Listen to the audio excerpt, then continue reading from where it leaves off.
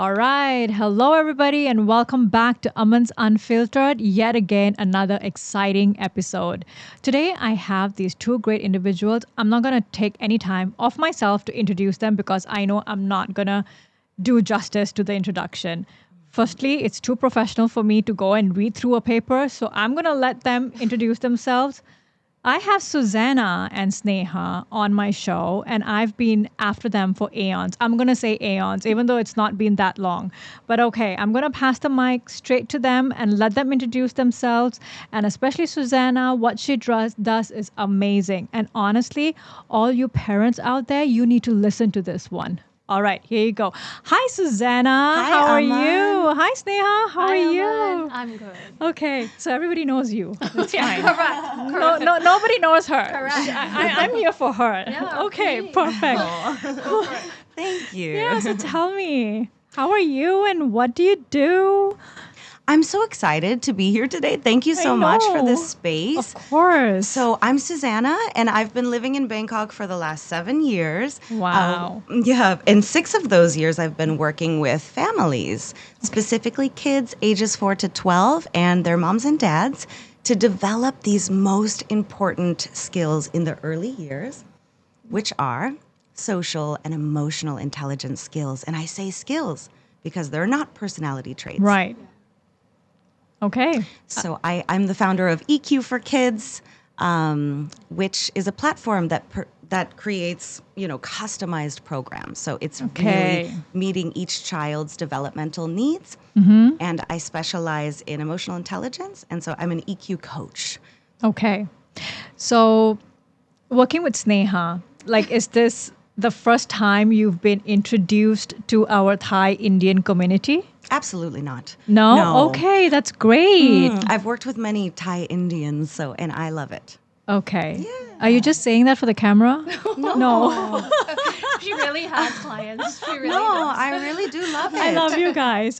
I'm just being unfiltered. Sorry. Okay. All right. So what about you, Sneha? How's it been joining Susanna on this journey?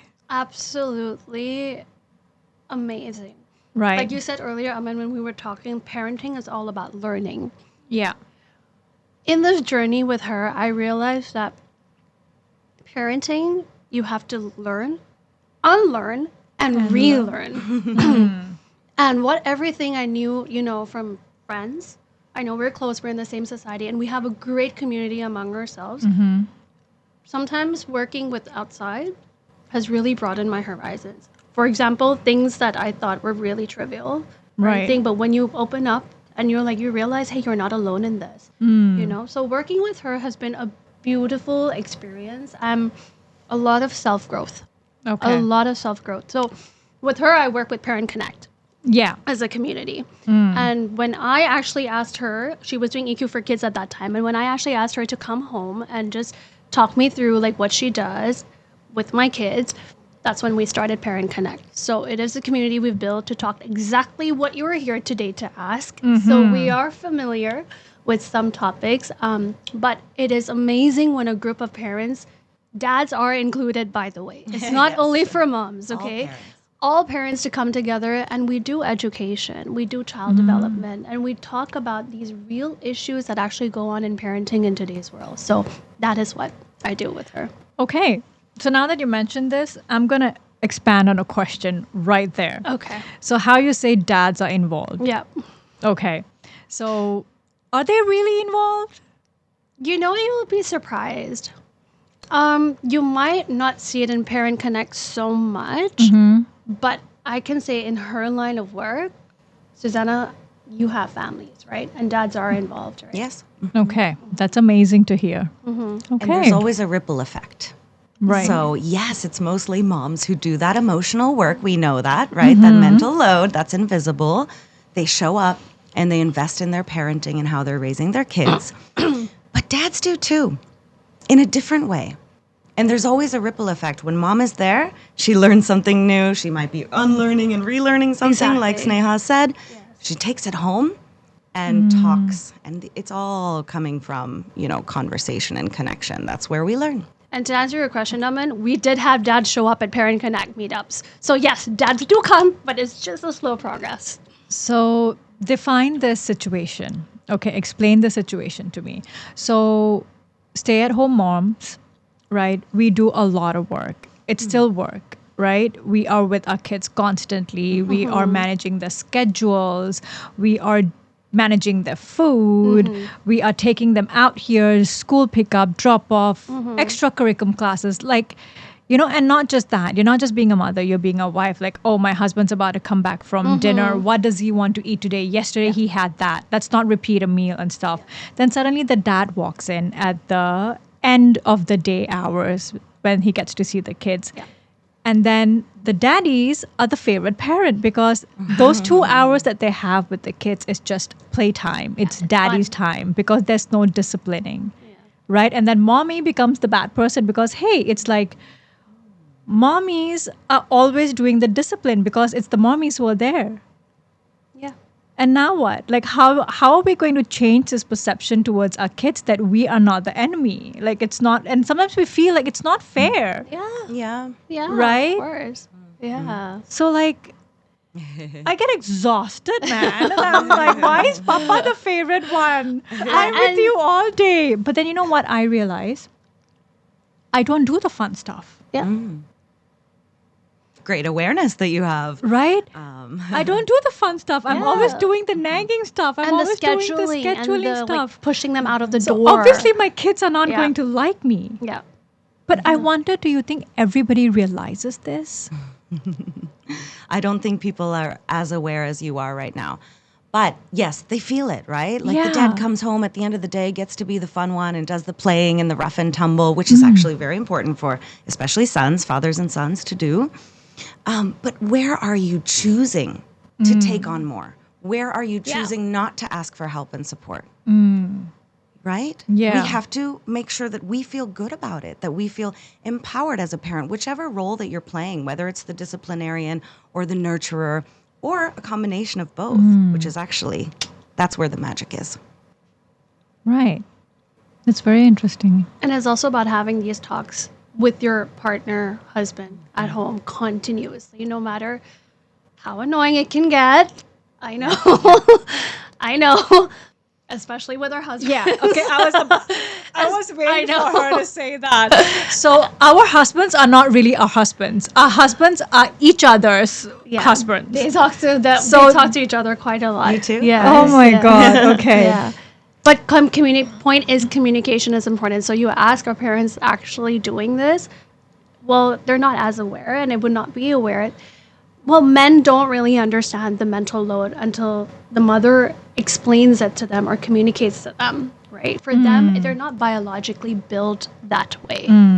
So unless, to your question, it's not explained, it's not properly shown, it won't, that awareness won't come in. Yes. Yeah. Yes. Yeah.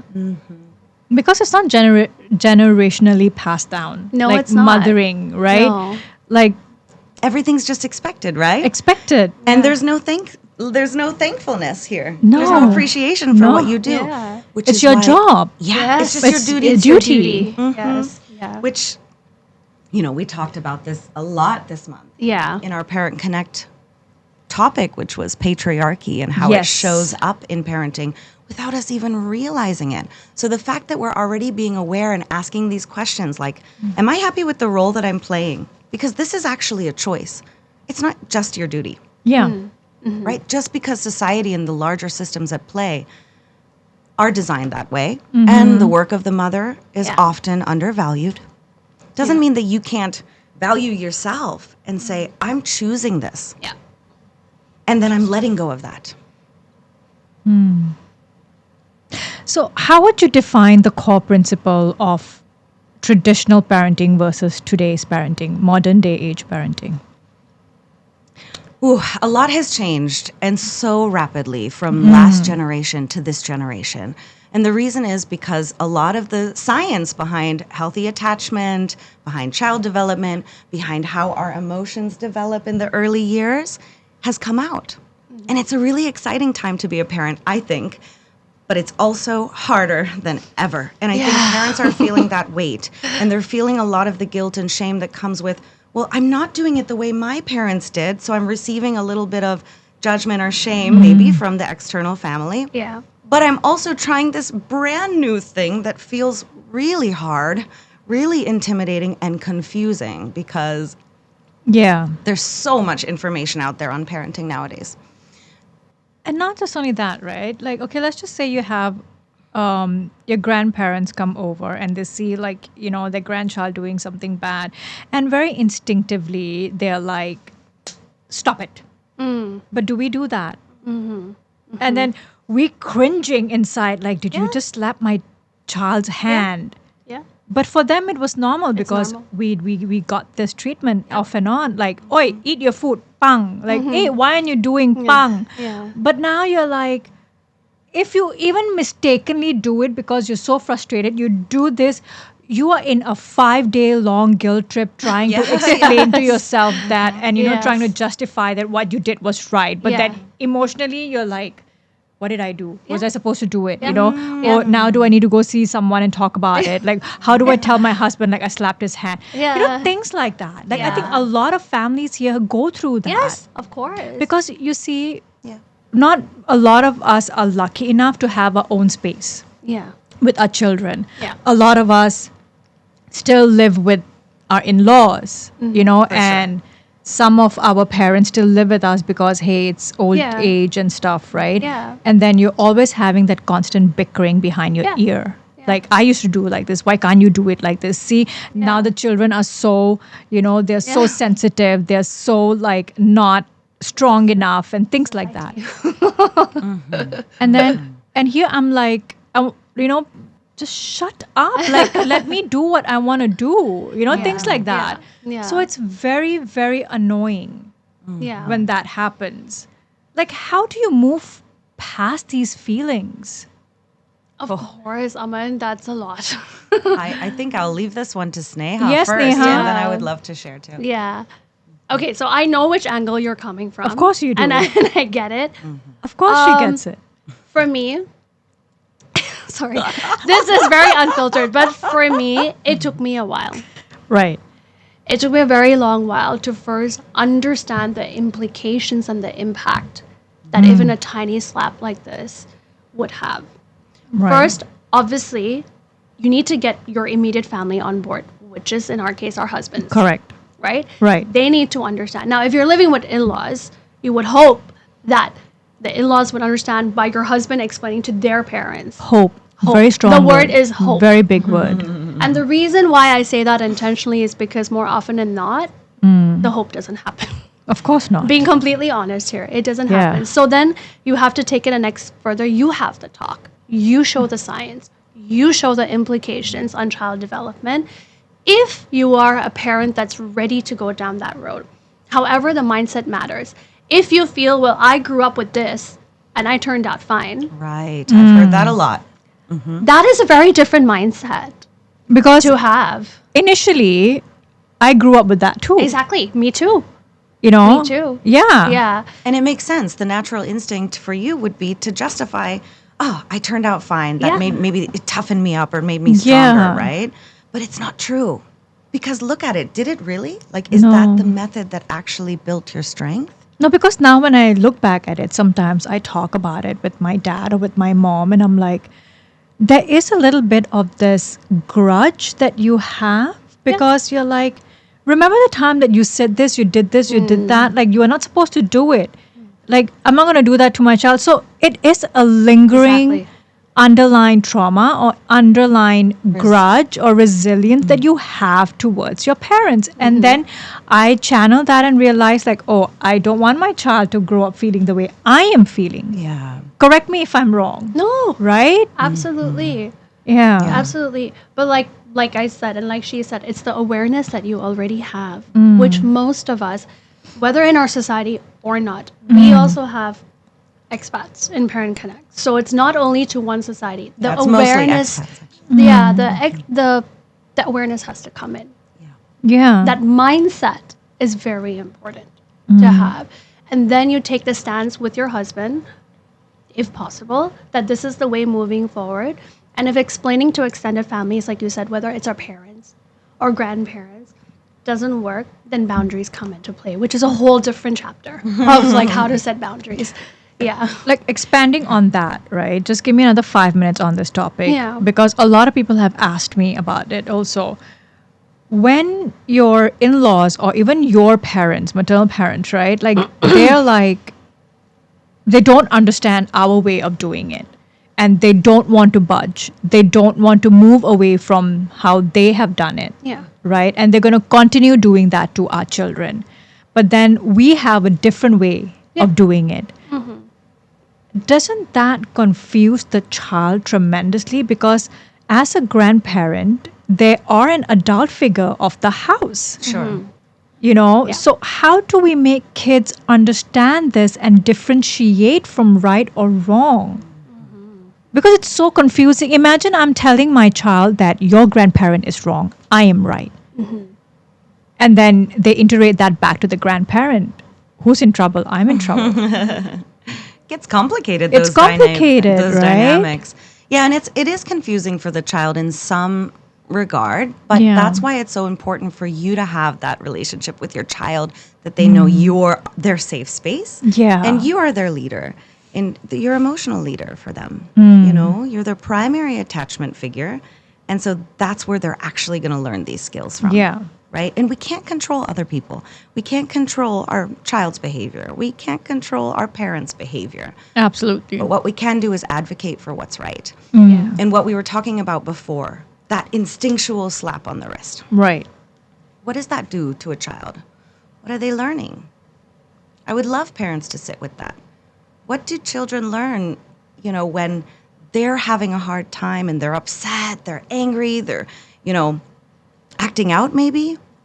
When the parent comes and hurts them with their words or with their bodies, what are they learning? We know now, the research is very clear that punishment, you know, yelling, criticizing, slapping, Hitting. kicking, anything like this, right? It's ineffective for the long run. It might work, it might stop the behavior in the short term, but what's actually happening within the child in that moment? They're scared. And they grow up with that feeling, like exactly what I said before. Exactly. Resentment. Yeah. Because it's survival to them. The survival comes out in how they attach, right? It's how they connect with others. Yeah. And your relationship with them is how they learn relational skills. Are they learning that love means being scared?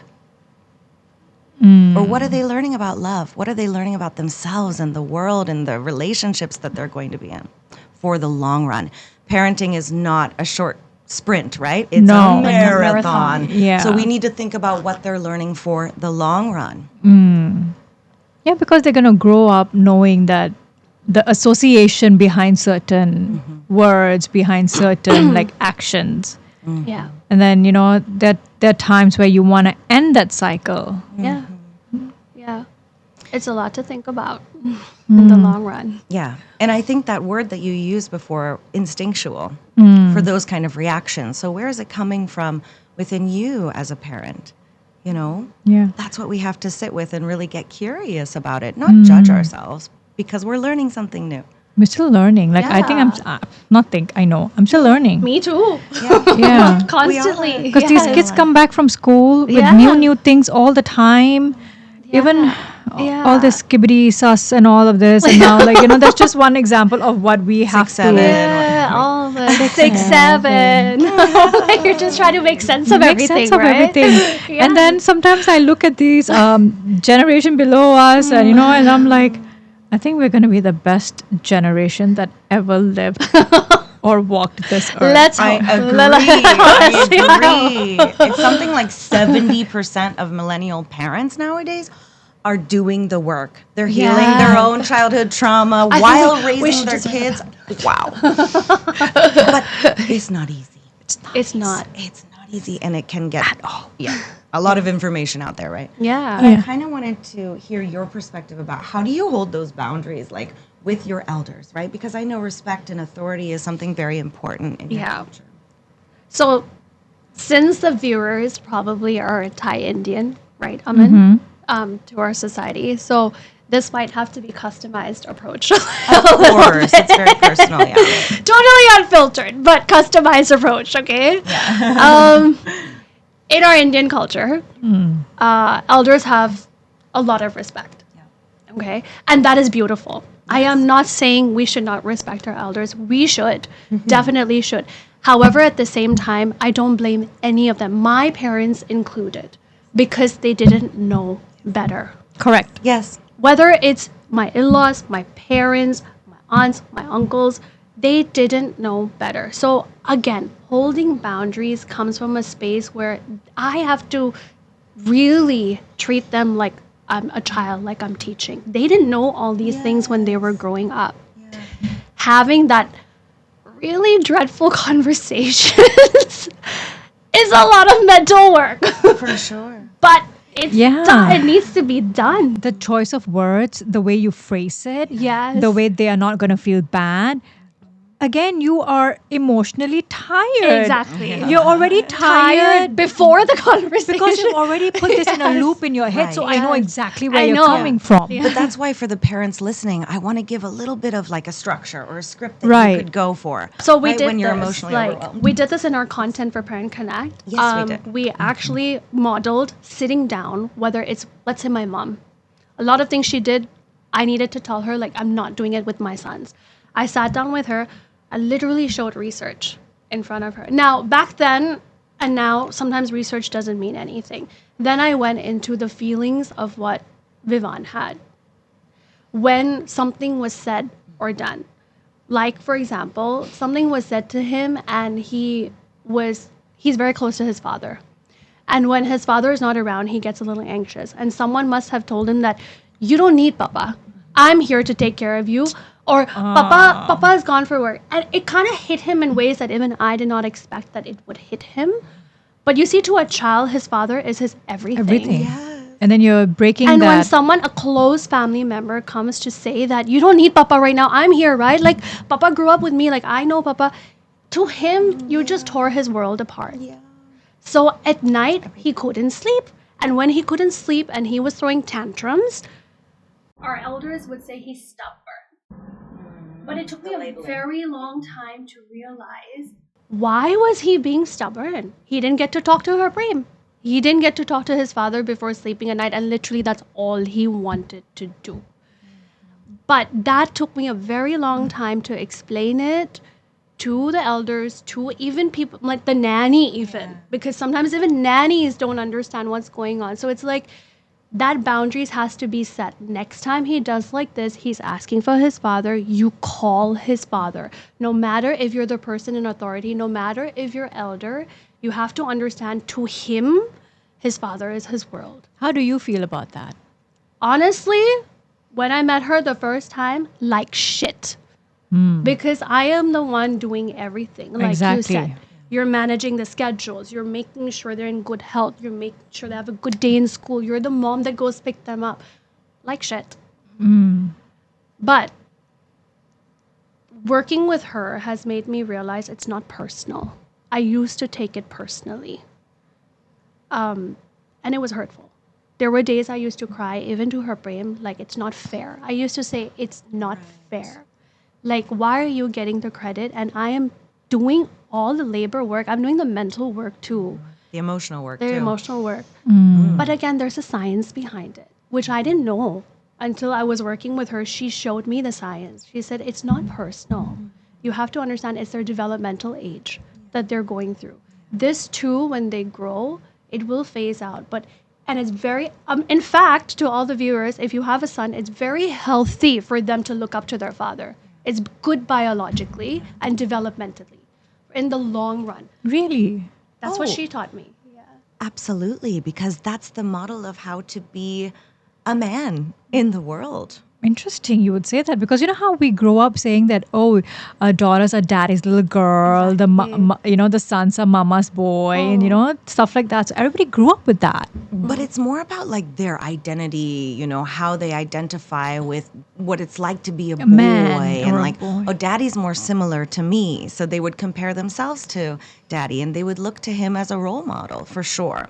But parental preference, what Sneha's talking about, is very difficult to deal with. And we should not just dismiss our feelings around it. Yeah. It's not personal, but it's also really tough to go through that, right? To see the dad being, getting all the credit and getting the things and getting the fun and the play with the kids. And you feel like, hey, What the hell? What the hell? why do you always ask for dad? And, Yeah. I'm actually the one that's here. Yeah. I'm opposite. Yeah? Yeah. I want to hear. Interesting. Tell me. Okay. Yeah. I'm very opposite. Tell me. I'm like, go with your dad. Get out of the Really? house. Like, this is my time. Yeah. I'm like, please go. I'm like, I get the house to myself. What more do I want? I get to watch whatever PG above 20 shows in the living in my room. I'm like, I'm happy doing it. Like, I don't have that guilt. Like, initially, I'd be like, why are you the favorite parent? But then as I got into it, as I went back to work, like, I Yeah, work part-time. yeah. I've gone back Yeah. into the event scene even more now. And I'm like, Rajiv will be like, let's take the kids and do something. Right? And I'm like, no. You take the kids and do something. He doesn't understand one thing. And I don't know how many women out there feel like this, but I'm completely different. So I understand, like, my husband's a doctor, right? So he has very limited time at home. Yeah. Okay. And there are days he comes back where he doesn't see the kids at all. They're already in bed. So 80% of the time, it's single parenting. Yeah. Gotcha. Okay. Yeah. So now when weekends come, like Sundays, he has only Sundays. Okay. Yeah.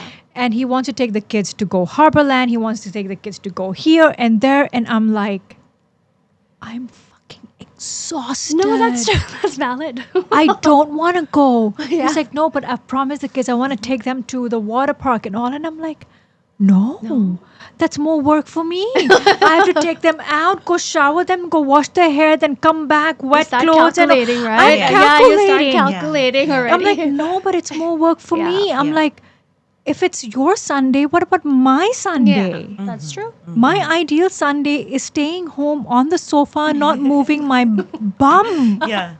Yeah. Yes. You know what I mean? Yeah, so of then, course.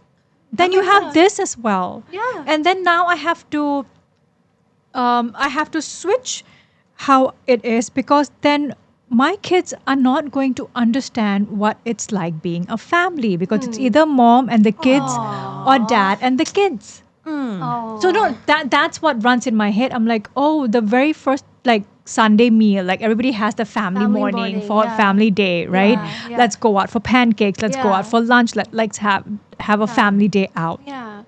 Then I'm like, oh, so then I'm like, okay, how about every alternate Sunday we do this? One Sunday you give me with doing nothing, you take them out. The next Sunday we'll go as a family, but we're not going Harborland. Yeah. We'll sit and eat somewhere together. Yeah. That's a good compromise. Yeah. So then he's like, you really don't want to spend time with me and the kids? I'm like, no. And it's so good for each parent to have the one-on-one time. Like, you I right? think it's okay. I'm like, I spend time with the kids all day. Yeah. I spend time with you at night when you're back from home. Yeah. Like, I'm not having any missing situations. Yeah. You are the FOMO one, not yeah. me. Yeah. Yeah, but you can also understand his perspective. Of course I right? do. He's Yeah. at work all week. Yeah. He Yeah. wants the family time. And Exactly. you're at capacity with the family time, right? Yeah. And so, one thing, if you wouldn't mind if I could give you a little, Yes. On camera. Okay, I'm scared. Okay. is to fill that capacity throughout the week and not wait until it runs out, Right. right? So Yeah. little by little throughout the week, say like, okay, this morning I'm feeling really, really sluggish. I need the nanny to step in, or I need dad to take them and get them ready for school. Speak out your needs, right? And fill your cup and make sure you're doing things Yeah. that bring you joy outside of parenting, because man, like you said, like when you started this podcast and you started Yeah. to get back into kind of the working mode and finding what brings you joy, it's like, Yeah. that's where the kids also need to see that from you Yeah. too, Yeah. not just you being an exhausted mom all the time. Yeah, and that's right? what she agrees. Like, I'm a gymaholic. Like, I Oh, have nice. to be in the gym like Yeah. at least 3 to 4 That's times your I can a tell. week. Yeah. Yeah. You're fit. I'm fit. Yeah. Very. Yeah, I see it. So I'm it. like, that's my release. Yeah. You know, So that's where I go and I like Yes. release whatever I have to, and then I come home and I'm like, that's good. Like, okay, Yeah. I am Which is good. recharged. Yeah. And then You how are you know? as a mom then? I'm great, like, because Yeah. now for me, I rely on my workouts to balance my emotions, to balance the hormones or whatever as a Yeah. woman, because that's very important. Yeah. Right? Like, a lot of people don't understand the importance of physical workout. Like, I understand you love your yoga, you love your Pilates, you love your non-weight stuff, but as you grow older, like, I feel it's so important to have that strength physically. Yeah. We're not getting any younger. Yeah. Like, you know why? Because you need to learn how to do that. Yeah. You're using your core muscle and this, right? As Yeah. you grow older, like, let's just say when Yeah. you're much older. You can't. Yeah. You're like, where? Yeah. Imagine I'm in my 60s. I don't have strength. No, and you're raising kids. You need the strength. You need the strength. You need. No, you do it. Like you definitely do. But Yeah. So you're filling your cup, and that's That's great. how I'm filling my Yeah, cup. that's great. So you choose. Okay. Deep. I'm going to go deep now. Are Okay. you guys ready? Ready. Okay. We've talked about this, right? Mental load usually carries out a lot in moms. Do you feel like dads hold a mental load as well, where the kids are concerned, and if they do, in what aspect? Okay. Let's get curious. Love Yeah. the question. Do you want to do this one first? Okay. So the first question is, do you think dads hold the mental load? Yes, they do. Their mental load looks different though. Yes. Let's make the women understand this now. It's Okay. not just about us guys. No. Thank you, Aman. I like Yes. that. I like that. As much as women get together and be like, men don't understand, me, myself included. For sure. Right. And like have a venting session, which we do in our community too. But we ended on this note that yes, men do have mental load. It just looks different from ours, but it does not mean they don't have it. Their mental load, however, is from generations passed down of when they bring money to the house. That is what society has quantified their mental load because they get money to the house and they're usually generationally the breadwinner of the family. Okay. Now, did you have to ask something? No, go on. Okay. I'm still listening. But what happens when men's value is just placed on how they provide? Go ahead, answer it. You want me to answer it? Okay. When their value in society is placed on what just they provide, monetary terms, they start to get they sometimes feel the provider pressure, is what we call it. Okay? Provider pressure. If I don't provide this much, my family would not sustained. Or I'm failing as a dad. That's it. Yeah, it's attached to their identity, their core. Exactly. And they have they also have father guilt, by the way. It's just that they are I don't not deny wired- that. They are not At wired to all. talk about it. That's it. Women talk about it. Men don't. Why do you think that is? Susanna, you're perfect in answering this. Why do you think that is? Like, why can't daddies go Exactly. out and talk just like the way mommies We go question out that and too. talk? Why? Like, why can't know. you men Yeah. just go out and talk? Like, oh, my son did this, my son did, my daughter did this. Oh, did you know? Like, now I'm paying for this. I'm like, just talk, whatever. Yeah. Because it is happening in their minds, right? They Correct, are processing a lot. yes. They do care for their child's development. Yeah. It's not that they don't care, but they're not socially conditioned like women are to find community, to find support, to have these emotional conversations. How do we raise young boys? We have to look at the root. Yeah. We can't just look at adult men behavior and blame them. We have to look at how they were raised. We tell young boys, stop crying, toughen it out, man up, suppress it, essentially suppress how you feel. Yeah. I feel like it's so important to tell your sons it's okay to cry. Yes, 100%. Like the other not day, just my that, son was trying to hold a tear. Yeah. And I'm like, why are you trying to hold a tear? He's like, I don't know. And I'm like, babe, just baby, cry. And as soon as I said cry, he bawled. Yes. I'm like, are you feeling better now? Yes. And he smiled. That's so Amazing. good. Such strong Yeah. guidance from you, because tears are our biological most powerful tool for regulation. Right? Right? And tears are tears are I'm having fascinating. goosebumps. Like, I you could need to- talk about You tears need to all release day it. because Yes. Yes. it's so vital. And we cry when we're happy sometimes too, and we cry when we're angry, and we cry when we're Yes. scared. And it's so important to release that. Yeah. And then, like you said, we feel better. I mean, Amazing. instantly. Yeah. Because It's it's a such an release. instant thing. But boys were never taught that when they were young. So it's not that men don't like your second part of the question. Yeah. It's not that they're not in it with their kids. They were just never taught that. yeah. That is the problem. I personally think with our society and the structural systems of how evolution and generation has come. So do they have mental load? Definitely. It just looks different than ours. And why is it not with the kids? It's because they've taken the role of maybe being the breadwinner of the family and that burden on themselves and being the disciplinarian or the fun one. Usually most dads are the fun one. They're not the disciplinarian. So the mental load is not there when you're fun. You're just having fun. But do we think it means they don't want to learn I don't think so. I don't think so. don't think disciplinary, so. like proper disciplinary Yeah. tools and strategies? I don't think so. Yeah, I see all parents as trying their best, to be Yeah. honest. Yeah. Yeah. Every parent I've worked with loves their kids and they really want what's best for them. It's just there's some missing information from last generation to this generation. How do we bridge the gap though? That's exactly what we try to do at Parent Connect is we reflect, we get curious without judging ourselves, our partners, our parents. We just get curious about it. And that's where you start to have insight and awareness into And what change. matters to you, Right. which leads to action.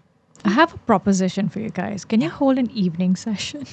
Yeah. We do. We have some online Really? We do have sessions them. With for, dads. you No, know, yeah. Like face to face. oh, face to face. Sure. Yeah. Let's try to can get dads. consider- I know a lot of parents would love Yeah. to come see you guys during the evening, but because they are like office hours and working, right. and I feel like it's so important for them because even they like they have this emotional guilt as a mother Yeah. because you're working a 9 to 5 job. You don't get to be with the kids the whole day, like dual income family, Yeah. right? Yeah. Like, Yeah, good. you know, that would be an amazing thing to give these guys an opportunity to. Thanks, Aman. Yeah. Yeah. You can help us really. You can do it, Aman. Come on. Get us the people. You can train me another evening session. But You let's can get us the dads people. in. Yeah, let's get dads Let's do in. some bowling and beers and like Yeah. manly stuff and not talk about how we feel at first. But Yeah. just kidding. Yeah. Like, you know, it's so important for moms to get good sleep Yeah. because it's so important for them to function. How, like, if you don't get enough sleep, like for me, if I don't get enough sleep, right, I lash out Yeah. because there's some nights my kids still come into my room where like, oh, I need to go to the bathroom. Oh, I had a bad dream. Like, can you come into my room for a while? And then I'm married to a doctor. His phone's always ringing. And there are days I go without sleep. Yeah. And then in the morning, kids are gone to school. I have to go to work. I have meetings. I have to work Wow. on this. That's a lot. So for me, it's like, okay, one, I am lethargic. Those are the days I might not be able to go to the gym because I am physically Drained. drained. Yeah. And I'm sure emotionally, probably a little more reactive, Yeah. naturally, right? Yeah. It's like you're on a PMS clock 24/7 and that's the worst. Lack of sleep. Yes. Yeah. You know? And then my kids will be like, "Why are you always so moody?" Like, you know, when kids ask you that, why are you always so moody? Why are you always so angry? What's the best way to go about this? How do you explain it to your kids? Why is mommy always so moody? Okay. So the way children learn how to regulate their own emotions is through co-regulation with their caregivers. And if they can't find that co-regulation readily accessible, they'll start to question it. What can parents do? It's not about that moment how to answer that question. Yeah. It's actually coming in the regular everyday life stuff, which is, modeling how you're working through your own stress. Most parents do not do this. And the research is so clear, Aman, is that when parents model emotional regulation in real time, meaning talking out loud how they're feeling, labeling their emotion, taking some deep breaths so they can be here and grounded for their kids. If they're not modeling that, the children don't pick it up. It's a skill. But what if you don't have that channel? Like you don't have people to talk to, or like you're always so scared what people are going to think of me Right. if I say these things, like how do you work with an individual like that? Like how are we going to make them understand or find ways for them to channel that? Well, there's support out there.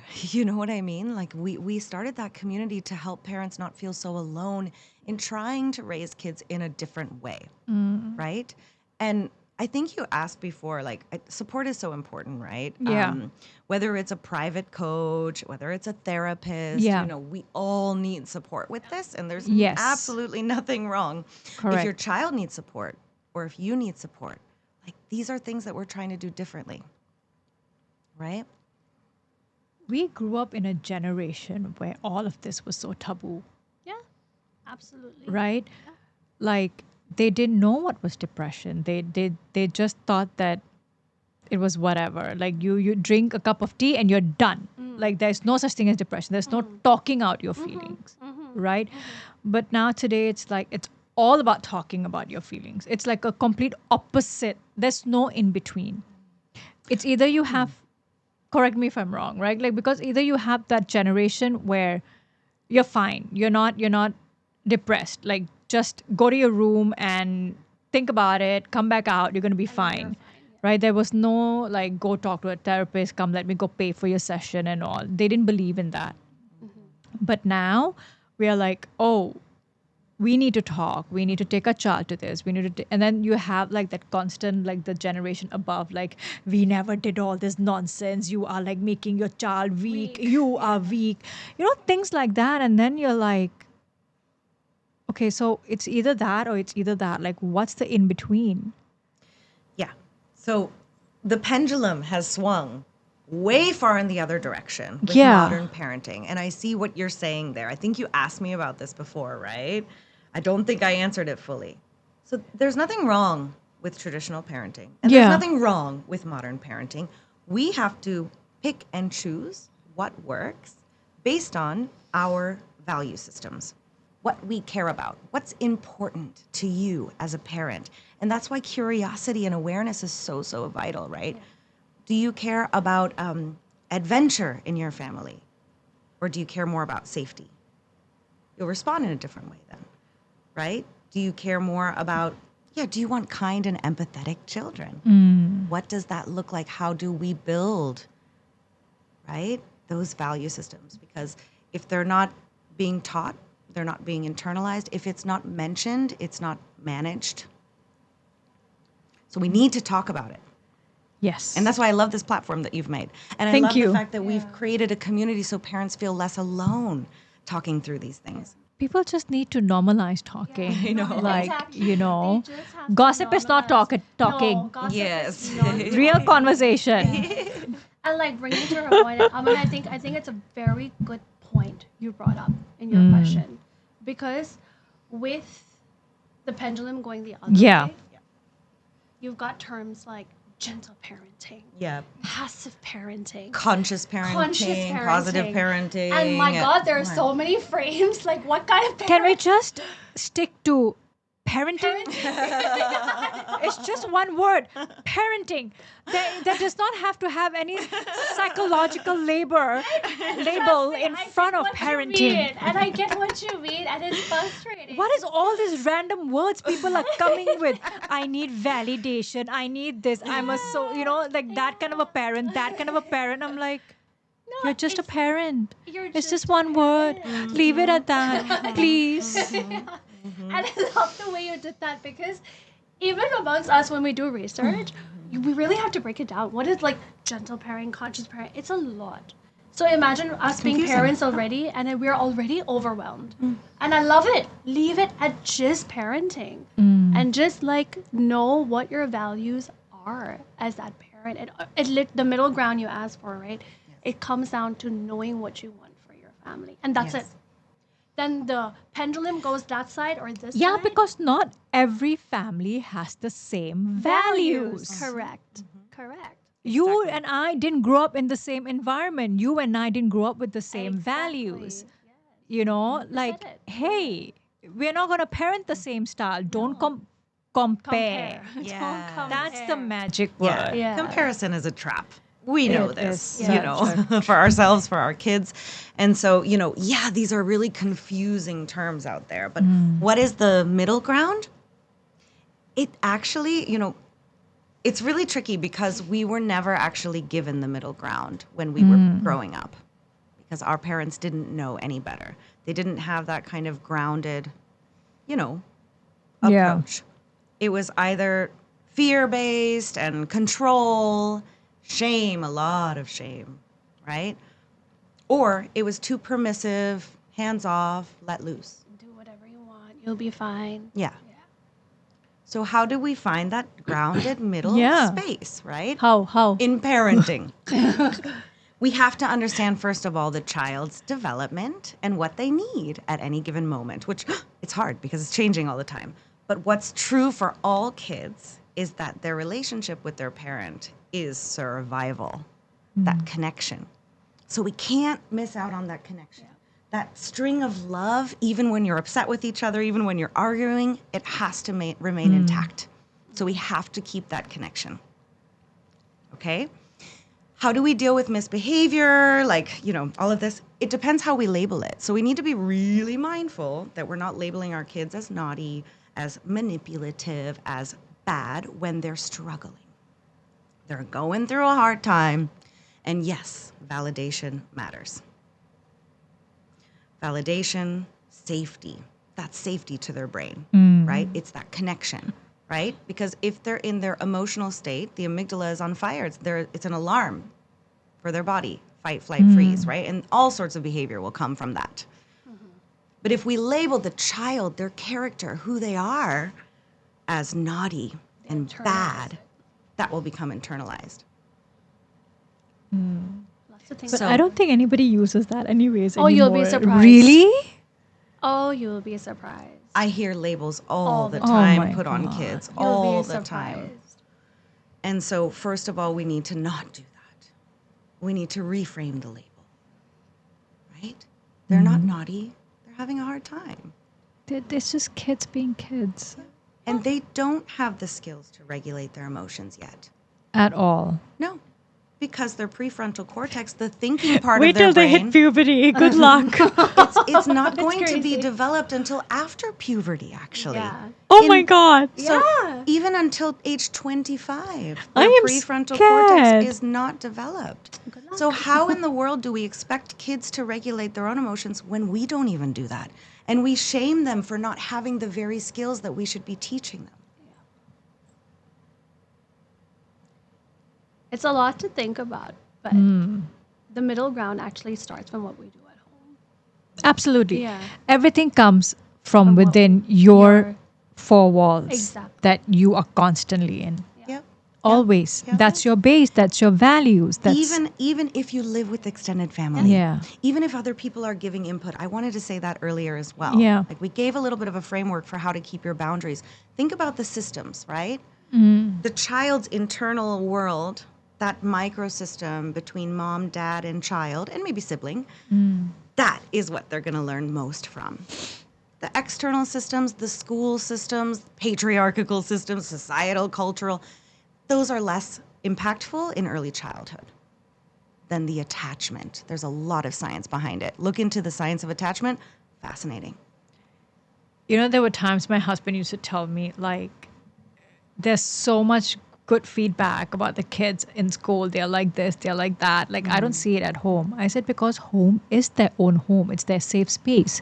They can be whatever they want at home because no one's going to judge them. But when they're in school, it's a complete different face they have to put up because you're dealing with how many hundreds of people and you have so many staff. Yes. You know, it's a complete different facade. Yes. But if you want to see who they really are, it's when they're home. Yes. Yes. Because true. either if Yes. they are like lashing out, like it's simple, right? Yeah. Like, correct me if I'm wrong, okay? Just like how we go to work, we have to deal with so much. Kids have to go to school. They're dealing with so many peer pressure. They're dealing with so many things that they're new learning, so many new things. They are confused as hell. They have to sit They down have to and sit focus, down and and focus. listen to the teacher. Yeah, and like hold whatever they're feeling. Yeah. And then as soon as they come home, It's a You can breathe release out. for them. it's the same thing for us, right? When we come back from work. Yeah, of course. Like, I think a lot of parents are not associating this. Like, they No. are not putting two to two together. Because when kids come home and have that release, they label it as tantrums. But it's actually called the after-school Yes. restraint collapse Yes. There's a scientific word for it. because Okay. they've been restraining, right? Everything Yeah. all day, holding in everything they wanted to say, not being heard by the teacher, having a fight with their friend that they didn't understand. It's a lot. It's overwhelming for their nervous system. So they've been trying to regulate all day without the skills to do so. Then they come home and they, and you Yeah. want them to release it at home. That's a good thing. So if that's happening in your home, It's it's a allow good, very that. good thing. It's Like, a good please. thing, Yeah. yeah. But I I do want to say though there should still be the boundaries. boundaries, absolutely. Of yeah, course, yeah, yeah. we don't want them to go and destroy Like the miss- home and hit yeah. their sibling. Yeah, no. You know, we need the healthy boundaries, but at the same time, we need to understand their development, right? Yeah. And see everything through that lens. What is the actual truth of what they're going through Yeah. underneath that behavior? See that. See who they are. See what they're going through. Validate that. Keep that connection intact while holding that boundary very firm and not changing it based on how they emote. This is something I see so often in families that Yeah. is a real problem nowadays. That's how the pendulum swinging Right. the other way, right? Is that the emotional state of the child then dictates what the whole family does. Yeah, and it's that's like not okay. then the Ah. child has way too much control, right? The emotional state of the child is valid. It's important to you, and you need to show them it's important to you. But at the same time, their behavior needs healthy boundaries. That's how you keep the leadership there and keep them feeling secure too, because it's scary to be in a little body with all those big feelings Yeah. and not being able to control it. Yeah. That's scary. They need somebody grounded, Yeah. present, connected to them to say, hey, I see you're going through a hard time. And I'm not going to let you hit your sister. Yeah. In the And same it's sentence, okay. you can tackle both. Yeah. Yeah, absolutely. Yeah. So, so don't change your boundaries just because your child is having a tantrum, just because you are not able to deal with it. At what age do you think children start absorbing gender expectations at home? Wow. Pretty early on. How So- early? Can be 3 or 4, can even be less. That's scary. No. They pick up on what roles mom and dad play in the home very quickly. That early? Wow. When I work with young boys, specifically, what I find is they never cry, they never feel sad, they never feel scared. That's not true, but they always tell me that. Why? Because they don't probably see one of the parents feeling sad or not crying. Maybe they haven't had a proper model. Maybe they've learned that boys don't cry already and that it's bad to feel sad or scared. But what they do know about is anger. Yeah. There you go. Boys as young as 3 or 4, I see this quite often. So as young as 3 or 4, kids can start seeing it. That's Crazy, right? early. Wow. Crazy, right? I'm trying to wrap myself against this. Wait, Kids so are that like means my sponges, right? They have what we call the absorbent mind. So they Yeah. just pick everything up without a filter. And even though they don't have the words to express it to us, but they already can't know. put it into words really. But when you really start to ask questions, and it really helps to have a professional there as well to kind of guide them through this because it's hard to separate and detach a little bit from your own expectations of what you want them to say Yeah. and try to change it and correct it and maybe compare. Yep. Right. Like So, my boys who wanted pink dolls. Yeah. Yes. But yeah, as early as But you know how we preach equality today, right?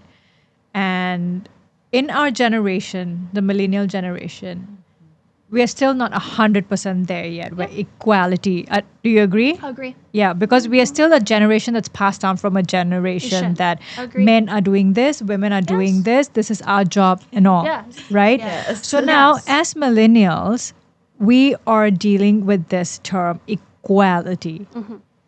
Now we have children that is coming. They understand it more than us, equality. But as parents, we need to make sure as well that when you are referring to the equality, it has its ups and downs, right? Like it has its roles. Yes. Like let's say when I have, oh my God, the other day my daughter came and asked me that, like, Mom, explain this to me. Like I have one mom and I have one dad, but I have a friend that has two moms.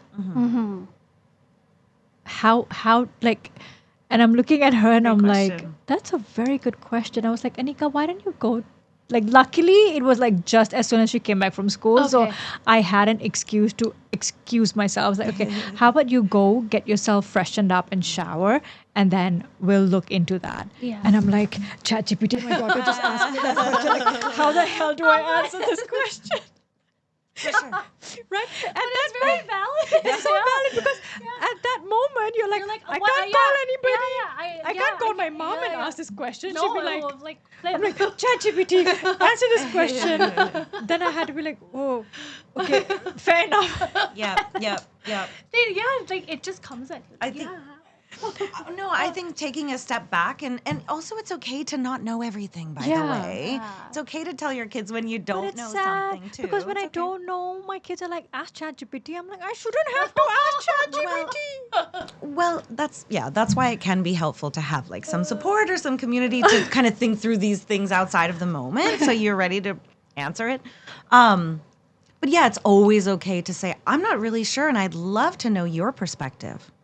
Ooh, then it gets them Curious. in the seat to be more curious and reflective on how they hadn't feel, thought and about you that. also can learn a lot from their perspective.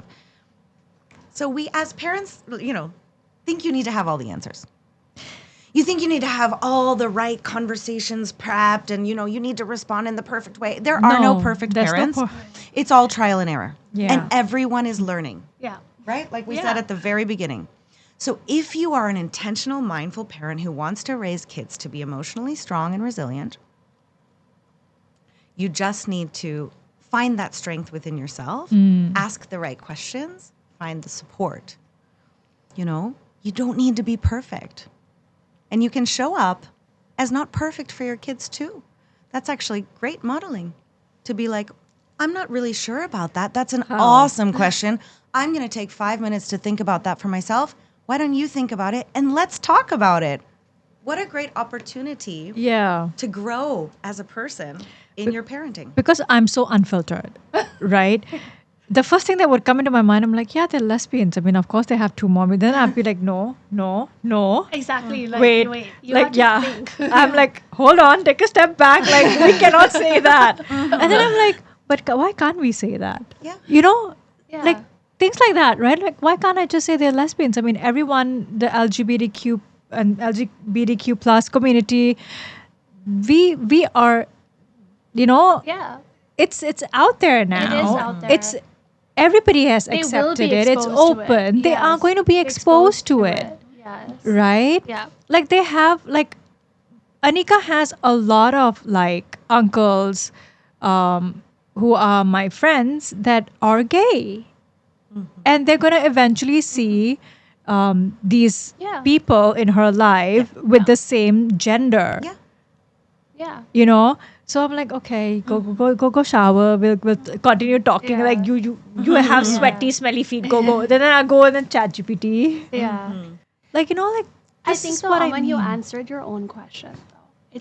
We should normalize it. Yeah. Because the more you shy them away, however, when you normalize it, it doesn't mean now each to their own. For the viewers, each to your own family. This is a disclaimer. Correct. Yes. Yeah. It I doesn't agree. Everyone has mean different- it Yeah. doesn't mean you have to.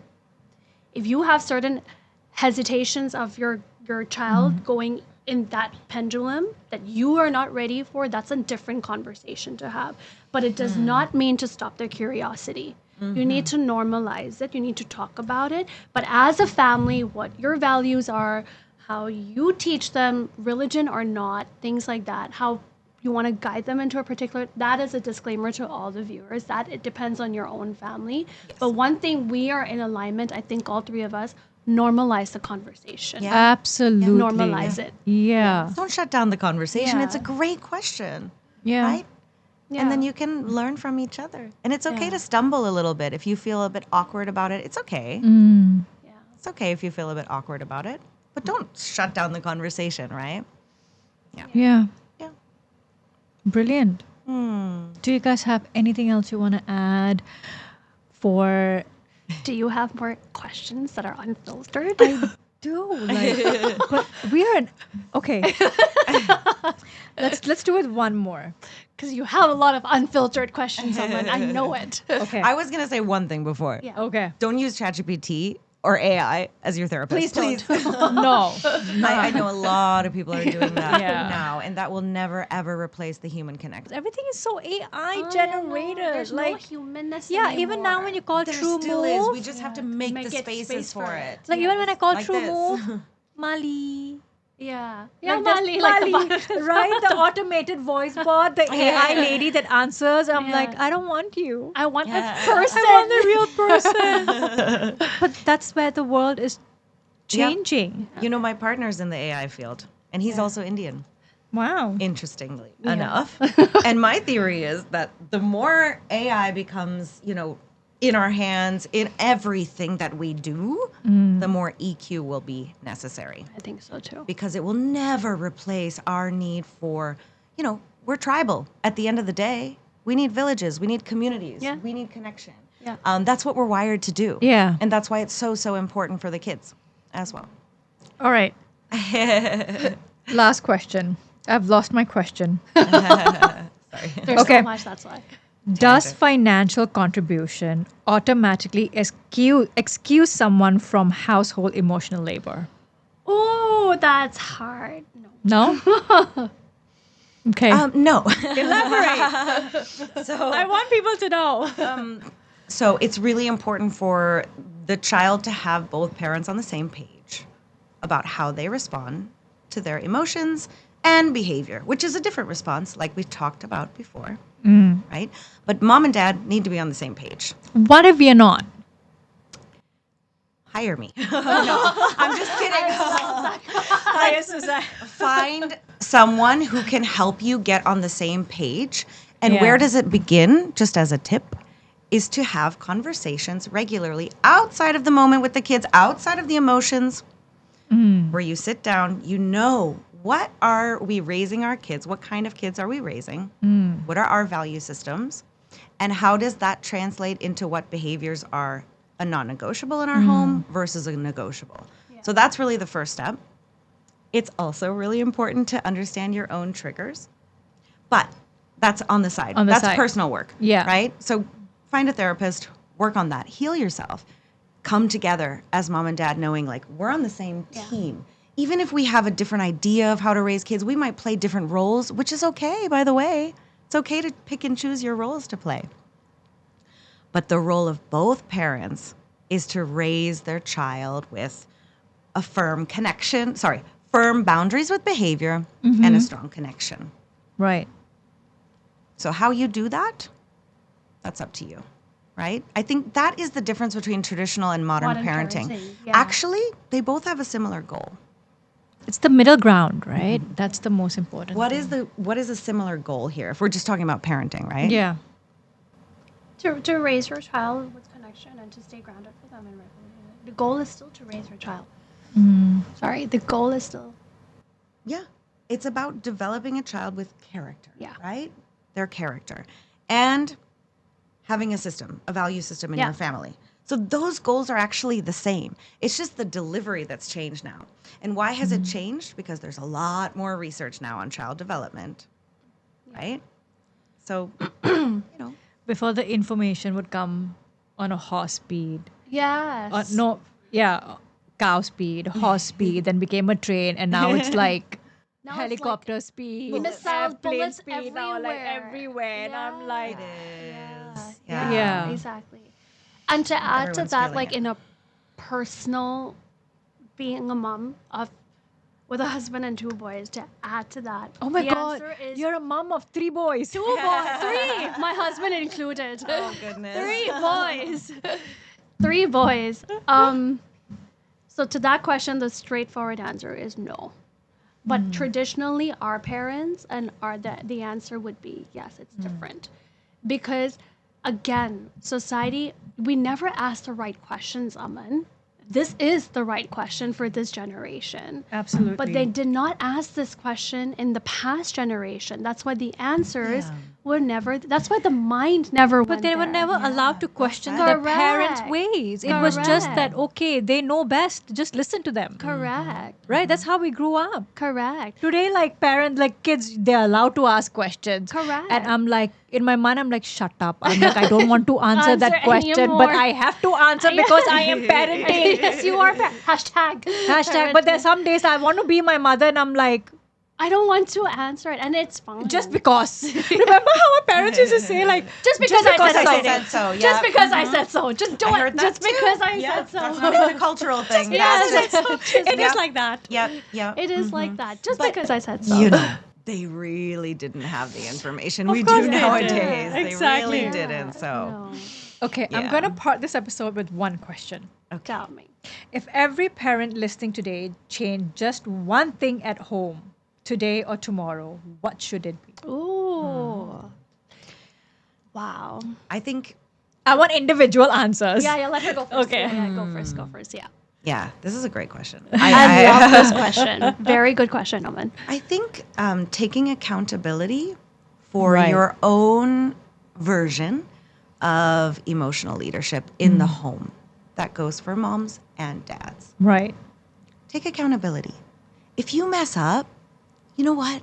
That messed one interaction is not going to dictate your child's future trauma. I know everyone's talking about that nowadays. And why are we talking about it? It's because we've been traumatized. We're being honest here, right? Truly. So yeah, one slap on the wrist. Now you know what One response, right? Yeah.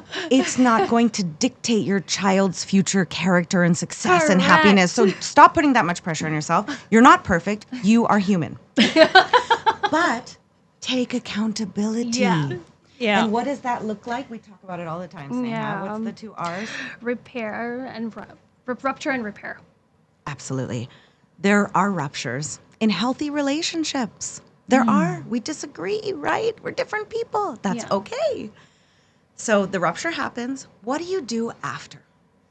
That's what really matters. If you could change one thing, I ask you to take accountability for yourself, for your reactions, your own emotions. That's emotional responsibility, actually, right? And to say sorry when you mess up. Yeah. Not in a way that's like, oh, I'm such a bad mom, I'm a bad parent. It's not like that. Pity me. No. It's saying, hey, I want to do better for you, and I'm learning this thing of parenting. But I'm still here. We're still good. Our connection is still intact. And I'm going to do it differently next time. Tell them how you're going to do it differently, and then show up in that way when you can. I understand parents are at limited capacity, really busy nowadays, crazy schedules. None of that stuff really matters as much as this. Beautifully said. I think she covered all of it. Yeah. I wouldn't know what else to add to this. Because it's like, it's literally Yeah. all of that. So your question, if there's one thing, right? Okay, what about you? One thing you will change in your house? Yeah, okay, let's yeah. make it personal. Let's Okay, change my thing in my house. Her Or prem, something that you have changed because you've also grown a lot as a parent, right? her prem, you listen to this, okay? I feel like it's going to be towards you.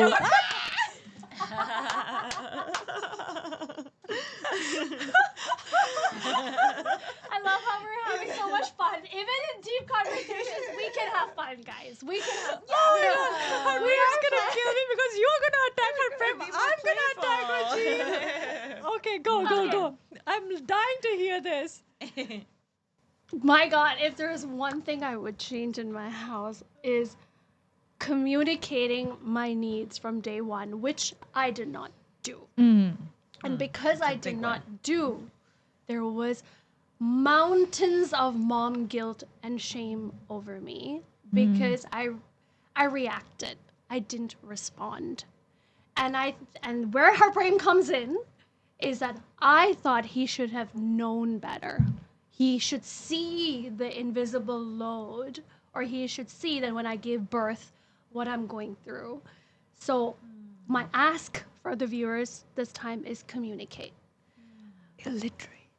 Literally, you have to say word by word. Correct. Yeah. Men cannot. No, they cannot. Sorry, I am labeling you guys because it's the They truth. don't. And we as women are also at fault for expecting.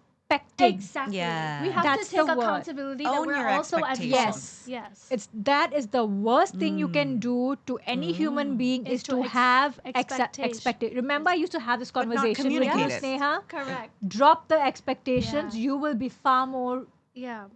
happier. I would just like to end that expectations in this context is so important, Aman, but drop the mask of perfect parenting. Instagram does not show. You don't need validation of your day to day. Not day to day. Or even in Emotions for a child or general. something is different, but not day to day. I think right now what we talked about is there is so much information overload that you are competing and having expectations is Correct. the word to be the perfect parent.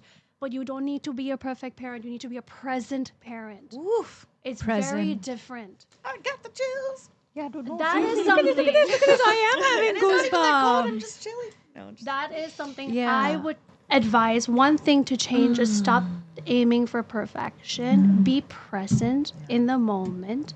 We are all busy. You're working, I'm working, she's working, a billion other moms that are working.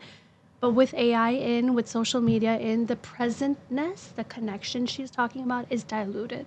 And that has significant implications to child development. yes. This is one thing I want to tell people, right? From previous generations also, you guys have been exposed to how, we are doing things now. Like, you are not alien to it anymore. Yeah. Right? Like, Yeah. your kids are now in their 40s, some are in their 50s. To those who had really early kids, you are exposed to Yes. our lifestyle. 100%. It's not alien anymore. Stop having expectations. Expectations. The more expectations you have, the worse it is for you. Because you are always going to be disappointed. And you're going to 100%. grow up with the fact that you are disappointed. And I saw this. Not everybody is perfect. And I saw this in No one my is. personal experience. Yeah. No one is. And that I put so much pressure on my husband because I expected he should know it. But no, you have to spell out everything for him. So communication and expectations would be my word for your question. Yeah, Yeah. would be my word. Which is also accountability. That's why I Exactly. said you already said what you. Interesting. But I just brought it into more personal. It's just a kind of, different- personal thing because in our community, I feel women don't express so much. Aman, correct me if I'm wrong. They don't, then they have expectations that hey, you should know. But I realized mom guilt came a lot with not communicating my needs and expecting mountains for people to do things for me, but I never told them what I really needed. And so, yes, Harpreem, you are part of this. It does take a little bit of work, But right? yes. To understand yourself and to communicate it. Yeah, but it's Yeah. so worthwhile. Yeah. Yeah. Okay. To all the mommies out there, you're doing a great job. Yes. That's And all you need dads. to know. And daddies. And dads. We can't live without you too. You know that. Oh my God, no, We I can't live without you cannot too. because I love my Sundays. Without him, I don't get my But Yeah. yeah. Daddies are great. Yeah. And Yeah. they're needed. And trust that everybody's doing the best they can. I think You know- I would say that as well. You know, I including am yourself. I am very sure everybody is doing 100%. Yes. It's just that lingering question mark in the back of their head Yeah. that they need to understand that it's okay. Yeah. Yeah. So to more podcasts, to more communities, to more support, whatever it takes. Normalize conversations. Absolutely. That's why it's Yeah. Aman's Unfiltered. Filtered. Yeah. All right, guys. At this note, I'm going to say goodbye to these two beautiful ladies. Thank you, Susanna, and thank you, Sneha, the two S's on my show. This is Aman's Unfiltered, bringing you another amazing episode, and I will see you guys next week.